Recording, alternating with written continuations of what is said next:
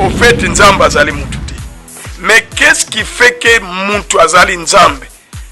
L'incarnation, c'est-à-dire tous les kimbangiso bandime les papa Simon bakende kinkamba basala kantinsani bazali ko sumba basima bazali ko panza sangwa kimbangu bazali ko défiler bazali ko kumisa. C'est ce yangonde babengi mutu mondi. Mai oyo mususu bomona kezali mai moko ezali dessiné pour bantu bamela bantu basukola lokola ndenge na mona ka ba église mususu Jésus yake kozwa mai ya pompe abandi kosalela bantu non.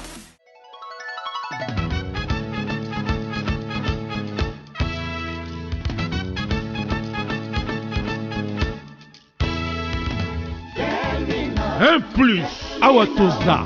Espace beauté, un plus, Awatoza. Espace salon de coiffure pour refaire votre beauté en plein Paris. Au numéro 70, rue Marcadet, Paris 18e arrondissement, métro Marcadet Poissonnier. Point de vente de divers produits cosmétiques. Espace cyber création de sites internet. Réparation et montage des ordinateurs avec un technicien à votre service. La satisfaction des clients est garantie. Un plus. Site web www.1-6plus.fr. Un plus. Espace habillement et vente de produits cosmétiques spécialité tropicale. Pour adultes s'il vous plaît. Tout pour le perfectionnement en vraie grandeur des parties intimes, bijoux de famille, en vue d'une performance garantie. Produit 100% naturel à base de plantes exotiques de la forêt de la RDC. Un produit pur. Espace beauté 1 plus. Au 01 71 20 48 14. 1 plus. 70 rue Marcadet, Paris 18e, métro Marcadet Poissonnier. Un plus. Ouverture du lundi au samedi, de 10h à 20h. Paiement en ligne sécurisé et notre professionnalisme à votre service. Un plus. Yabiso ezali sûr. Un plus. Awatoza. Awatoza, un plus pour les femmes. Awatoza, un plus pour les hommes. Awatoza, c'est pour les hommes et les femmes. Awatoza.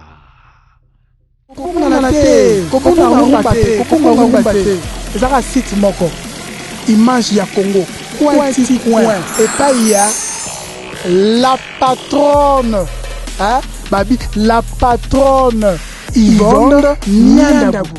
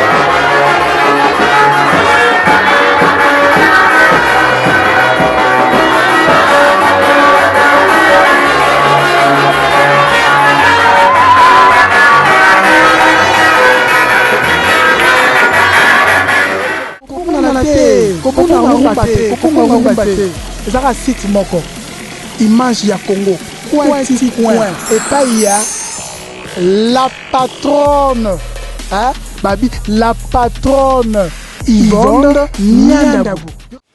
Voilà, c'est la bande sur www.image ya Congo et c'est nous a biso ya kozonga na bino ya malami balé na bososolene to baki na émission point du courrier et ça émission oyo elakisa biso koyeba donc oyo toyeba kité toke na mozindo po toyeba eza bosolo to bosolo te na kanisa bandeko balanda biso mbala sima bamonaki epai wapi tozalaki pe nini tolobelaki tozongi lisusu na église la divinité pour nous solo la masolo to solem balansima na ndenge bino bobengi biso na mituno bino bobakisela ki biso na ngaki na loba esiko biso totuna kite bino botune biso lelo tozana papa yemoko oyo ako répondre na mituna na bino lisusu wana bongo na bisa bino ni lisusu to découvrir lelo papa boni qui mezali mama Yvonne namoni kimia ezali tosalaki émission na yombala eleki otolobelaki kimbangu nani lelo ba oyo batali yango baza misika misusu baza pina kisasa balubina tu na papa na bosolo azo confirmer kimbangu nzambe yemoko kimbangu nzambe yemoko mutinda mi ya Jésus Christ eza contradiction te to ndengeni kimutinda mi ya Yesu azaki mwana nzambe azaki nzambe te Yesu azaki mwana nzambe mais kimbangu aza mutinda mi ya Yesu Kristo siko yo oleki Yesu Kristo mbamoko komisi kimbangu nzambe anatanda Yesu nda atinda kiye ndengeni ya solo na bantu batuni mutuna wana balanda très bien et loko batu bazali kobunga ils ne comprennent pas quand on dit Dieu c'est quoi. Quand on dit Dieu, en réalité, Dieu c'est esprit. Nzamba mona na kanamiso abantu te. Dieu c'est la puissance, c'est l'esprit. C'est ça Dieu. Alors, et c'est Dieu là qui nous n'a souka azalika qu'esprit. C'est amona na kati. Mais avant Adam akumba lisumu, to Satan akita na mabele. Abebisa nzamba zala ki esprit mentangu Satan abebisi alobi na nzambe azala likolo ye na se nzamba lobi no ngape likolo na se ya ngai ndesika aye kosala Adam nzamba lobi na Adam tosala moto na lolenge na biso tosala moto na lolenge na biso elakisi sikoyo tangu lisfera ye et que Adam basali Adam nzamba asali Adam lobi asali Adam na lolenge ya faisons l'homme à notre image et là qui c'est simplement nzamba azali mutu yango Adam azali photocopie ya nzambe bon soki to lobi mais tangu nzamba azali mutu mais au fait nzamba azali mutu te mais qu'est-ce qui fait que mutu azali nzambe l'incarnation c'est-à-dire Dieu est esprit, cet esprit s'incarne dans un corps. Et tant que s'incarne, puissance wana, c'est ça Dieu. Yango moni même ba yuda bandimi yesuti. Parce que bakoli na ye balé na ce corps là, ce n'est pas ce que nous appelons Dieu. Et puis il ne faut pas appeler Jésus mwana nzambe. Mwana nzambe azalakate, Jésus c'est Dieu. Il est Dieu par sa puissance. Na lobi Lazare bakunda ye. Ya la musi na liwe wapi kimwana nzambe batu bakufi nzala kama ntima ya bongoli komi masanga cette puissance là o ezali ko bongola c'est ça Dieu mais nzoto wana ya Yesu nzambe te toye na papa Simon Kimbangu quand on dit Kimbangu Dieu ce n'est pas le corps mais la puissance qui est dans Kimbangu muntu akufi alobi santsuka kwako munakumba mfumo wetu Yesu Kristo c'est quoi na bika na yo kende na bongisi na pesi yo mwana la puissance là qui parle c'est ça Dieu mais le corps n'est pas dit alors soki balobiete kimbangu mutu c'est ça non maman journaliste balobi kimbangu mutu comment to komisi ye nzambe et puis prophète c'est la puissance qui est Dieu quand on dit nzoto ezali na nkamba na mozole ce n'est pas ça Dieu peut-être un peu d'interprétation, mais la puissance qui est dans Kimbangu, et puis c'est Kimbangu prophète, avant liboso mpe tolobelaki. Lelo yo tozali bantu bazali ko bika na puissance wana. Kimbangu atika biso le 12 octobre 51. Mais bantu babika kana kombo Kimbangu bayoka kate, to bamona kate. Mais nani azali na mokili okufa simaliwana yo kombo na yo bikisa bantu. Non. Soki bantu babika qu'après la mort de Kimbangu, c'est kakufate. Muntu akufate c'est dit. Oyo wana tuni mutuna ayananu azali mpe na mikakatano ebele ya luka kazwa kaete nyonso makambo ekangama aya akobika. Voilà maman nanga. Donc Kimbangu Nzambe, ce n'est pas dans le fanatisme, mais c'est par sa puissance. Pour ezali émission, sinon j'allais être un peu nana expliqué. Donc bref, maman journaliste, batuba kabola deux parties. Nzoto na molimo. Molimo wana yango ezalaka nzoto. Mais nzoto ezalaka Nzambe te ezali ko permettre seulement encadrer Nzambe. Babi Kimbangu ye moko tango azali kosala mosala na ye asalaki yango na bosolo. Bino batu be kolanda ye na sima. Bango preuve nini bazali nango bazali sikoyo basali ndenga mabe. Bango bazali wana ezali bilobela. Kimbangu wango bandimaka ye ou bien bandima ye. Lobana maman journaliste. Kimbangu ye moko alobaki na maloba na ye ba Kimbangu c'est solo bazana église Kimbangu c'était. Est-ce que vous confirmez maloba na ye lokola prophète to lokola Nzambe lokola bondimi toté ba vrai Kimbangu so ba kolanda ye na bosolo bazali banda église Kimbangu. Wana ni bébé mutu ationi mutuna wana azali bébé penza ya molimo. Donc kimba ya moni ba vrai Kimbangise bazali na kata ya Kimbangise te bazali banda. Siko yempa bazali banda nini ayelite. Ayebi tangu lobi siko wana alinko lobani. Les vrais Kimbangi, la foi ya mutu ezali par ses œuvres. Tous les Kimbangiso bandime les papa Simon bakende kinkamba basala kantinsani bazali ko somba basima bazali ko panza sangwa Kimbangu bazali ko défiler bazali ko kumisa. C'est yangonde babengi mutu mondimi. Mais zali to vandi na yoka ko zali ko critiquer ba Kimbangise ba yebi papa Simon bazali ba Kimbangise te ba vrai Kimbangi mais yo vanda. Mais banto zali ko critiquer bazali ko sala misala bete. Mais la foi c'est par ses œuvres. Eliye azali ko kumisa bantu vrai Kimbangise bazali banda nini si basali abin maloba wana za papa Kimbangu Allah kisabiso na livre nini. Et puis c'est pas papa Kimbangu, c'est papa Diangenda. Muntu alobaki le dernier, le cadet. Omoni ayebi histoire nante. Ye papa Simwasa qui est papa Diangenda, muntu alobaki na bakimbangiste. Alobi bana nanga ya solo bazali libanda. Alobi mpe cette phrase ne prenez ça pas charnellement. Ezali alobaki d'une manière spirituelle. Qu'est-ce qu'il voulait dire? Alingaka koloba bino bano bososo lingai bozali kotosate. Naloba boye bozali kotosate alors o bakondimanga après c'est que bango bantu bakozala ba vrai bandi. Mais lobite ke abwaki bango ou bien ba baby ou bien bango nyonso ba baby sinon. Bon sikoyo baloba ye ayena nti. Sikotozela ye bo et tozela ye po ye muntu ayebi ko kondima. En tout cas, merci. Voilà. Voilà, merci.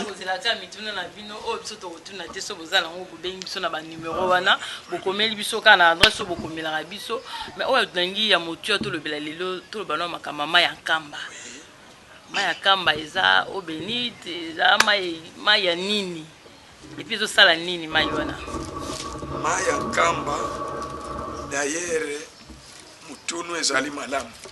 Batu mingi baye bakate c'est quoi information. D'ailleurs mutuno tuni ekoko pesa mpe ba Congolais Kimbangu azali nani zwana avant oyeba importance ama ya nkamba tozonga na Israël. Tiseke na Israël mabele wana ya Israël na mai ya Jordan o yisu abanda kosalela ezalaki béni. Mais pourquoi la terre d'Israël est l'eau bénite wana ya Jordan? Tango ba yisu azali ko biksa lobi dinda deux fois. Namane na malade ya maba. Akena prophète Élisée alobi kende dinda 7 fois na mai. Donc ne confondez pas mai ya njile to mai ya boye na mai ya kamba. Mai oyo mususu bomona kezali mai moko ezali dessiné pour bantu bamela, bantu basukola. Lokola ndenge na mona ka ba église mususu Jésus yake kozwa mai ya pompe abandi kosalela bantu. Non. Omoni na Jérusalem ba mai ezali ebele.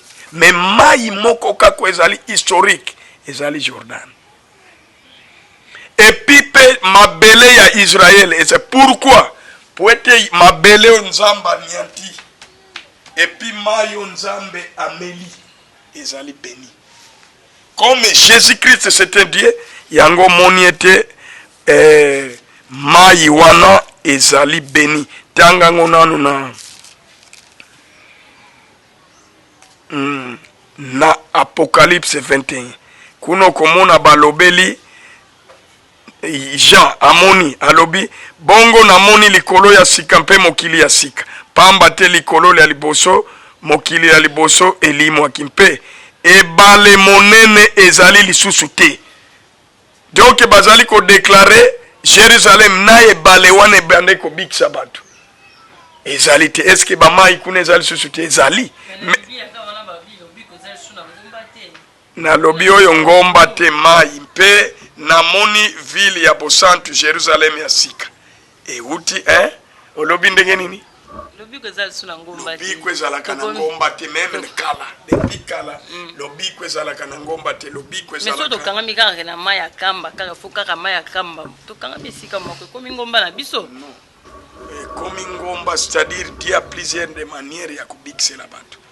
Vous n'allez pas me dire que na kimbangi sento na Congo mutu nyonso abika na papa simo abika kaka na mayankam liloba oyo kaka soki papa lobi obiki mais lobiko na lobiko Dieu c'est le patron soki a lobi apesi mai obiki mais mayankamba to mabela nkamba ezali beni poete papa simo kimbangu tango abandi kosalisa bantu mai wa nianti mabele oyo anianti mai wa meli ezali beni mai wana esalema kimpoete tango abikisi mutu ala sokoli apupoli malade bimi etisili mai wana ezali na ibandelite ezali mai moka ke bimi ezanga source na ngompe komona te zwa mukolo kende nkamba donc bimi kaka tango papa simo abandi kosalisa c'est parmi ba éléments ezali ko compléter bonzamba papa simo abikisi ala kende ko sokola mutu azali malade lia mabela nkamba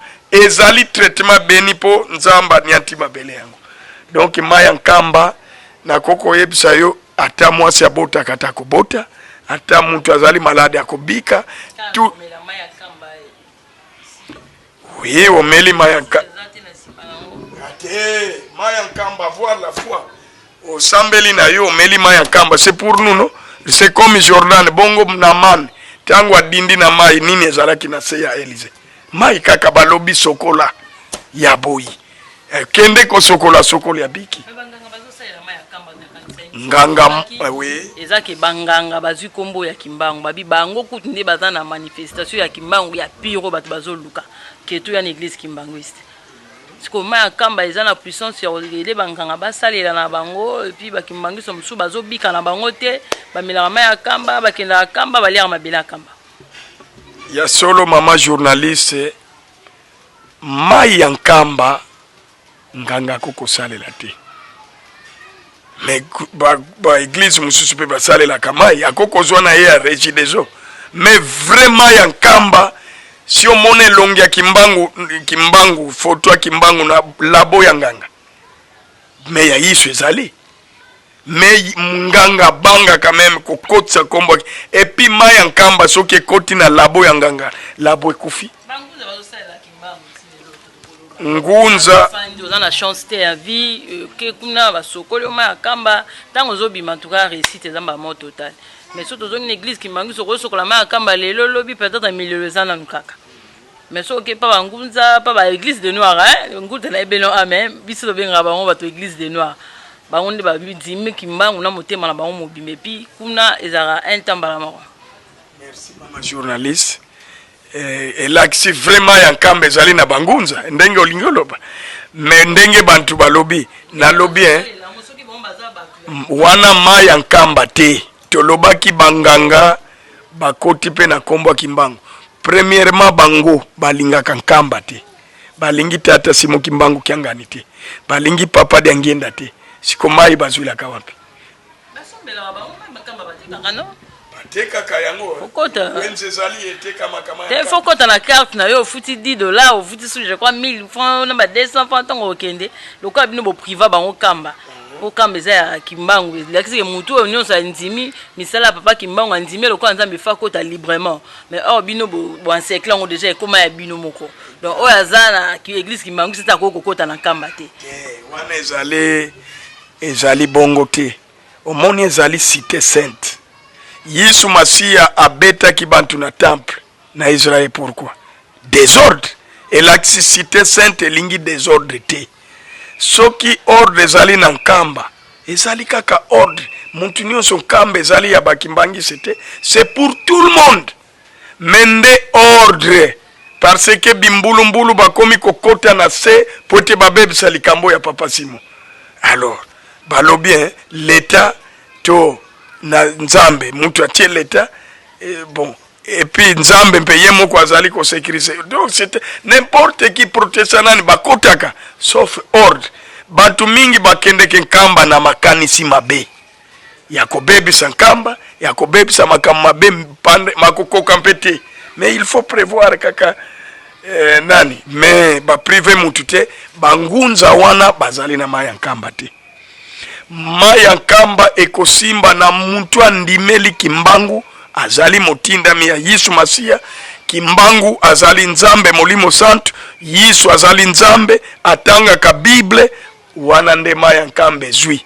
Mais soki oyoki ngunza azali na maya nkamba me aboya ka Yesu, aboya ka Bible, aboya ka Kimbangu azali motindami ya Yesu, wana azali na identité mususu nguya asalela ka ya Kimbangu te. Une importance ni na via mutu ezali kaka kosunga biso.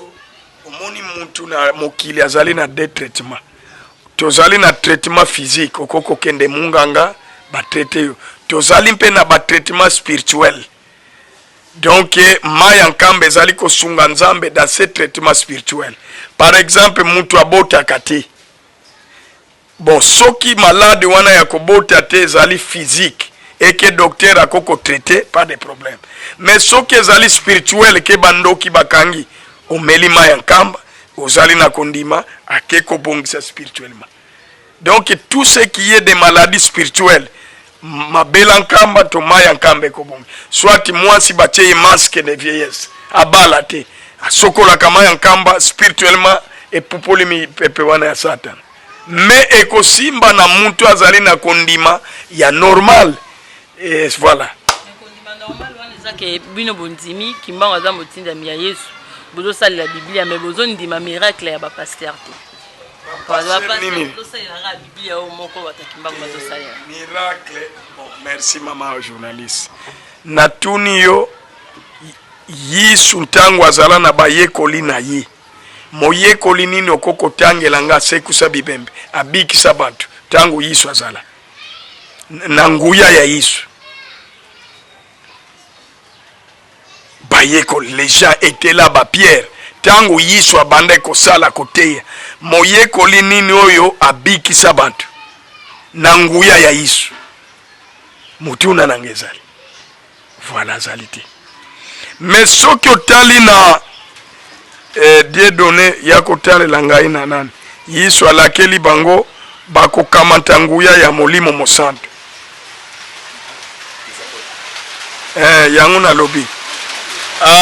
Alors monsieur yango na lobiete molimo santu kaka muntu azali na nguya ya kokabola badona ye na bantu.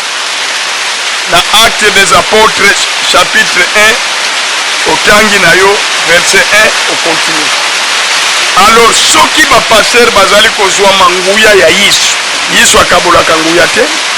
Yesu yazali yempa zwinguya ya molimo santu le Dieu le Saint-Esprit nzambe molimo centre yenda kabolaka nguya yenda mikabolaka me yiso amikabolaka te yango moni bayekoli ya yiso ntango yiso asali basalaki te yiso alobaki bokosala bokotambola mokili mobimba bokokamata nguya ya molimo centre bokotsakola bokobatize bantu na kombo na tata mwana mpe molimo centre donc kisinifi nguya bosoki bapasere oyo tondimaka te o bango basalelaka nguya balobi yiso apesi bango yiso apesaka nguya te po bayekoli meme ya ye apesa te alakela bango bakozwa na bango nguya me nguya ngo molimo santu akopesa bango bo bandimaka kimbangu molimo santu te bokoma bazwi nguya bazwi yango po molimo santu apesaka nguya bango bakwesaka bantu nguya yiso no de Jésus bayekoli bapierre kutu basalisi te bazwi nguya ngo te ti yiso akufi yiso ntango asekwa ye akutani na bango mama journaliste nazali na acte des apôtres bayekoli batuni mokonzi olobaki te soki oye okopesa biso nguya eske oye kopesa biso nguya alobi te nga nayeli wana te nga naye kokokisa mpo na likambo etali nguya molimo centre azali koya ye nde moto akopesa bino nguya voilà bongo voilà tokokoma deja na suka ya émission papa nayebi te estce kimbangu azalaki kaka ye moko azalaki na badisciple na ye badisciple ya kimbangu nde banani?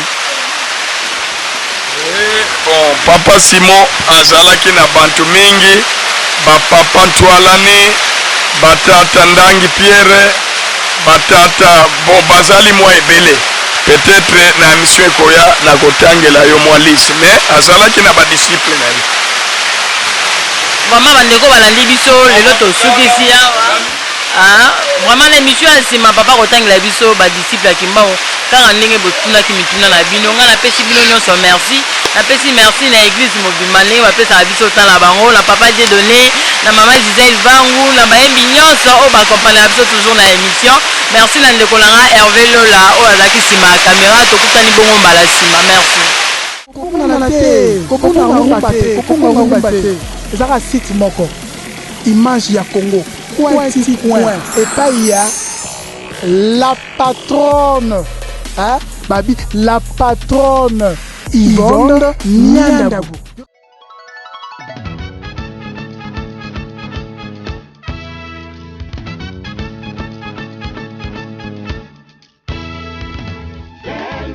Un plus, Awatoza. Espace beauté, un plus, Awatoza. Espace salon de coiffure pour refaire votre beauté en plein Paris. Au numéro 70, rue Marcadet, Paris 18e arrondissement, métro Marcadet-Poissonnier. Point de vente de divers produits cosmétiques. Espace cyber, création des sites internet. Réparation et montage des ordinateurs avec un technicien à votre service. La satisfaction des clients est garantie. Un plus. Site web www.1-6plus.fr. Un plus. Espace habillement et vente de produits cosmétiques spécialité tropicale. Pour adultes s'il vous plaît. Tout pour le perfectionnement en vraie grandeur des parties intimes ou bijoux de famille. En vue d'une performance garantie. Produit 100% naturel à base de plantes exotiques de la forêt de la RDC. Un produit pur. Espace beauté 1 plus. Au 01 71 20 48 14. 1 plus. 70 rue Marcadet, Paris 18e, métro Marcadet-Poissonnier. Un plus. Ouverture du lundi au samedi, de 10h à 20h. Paiement en ligne sécurisé et notre professionnalisme à votre service. Un plus. Yabiso et Zali sûr. Un plus. Awatoza. Awatoza, un plus pour les femmes. Awatoza, un plus pour les hommes. Awatoza, c'est pour les hommes et les femmes. Awatoza.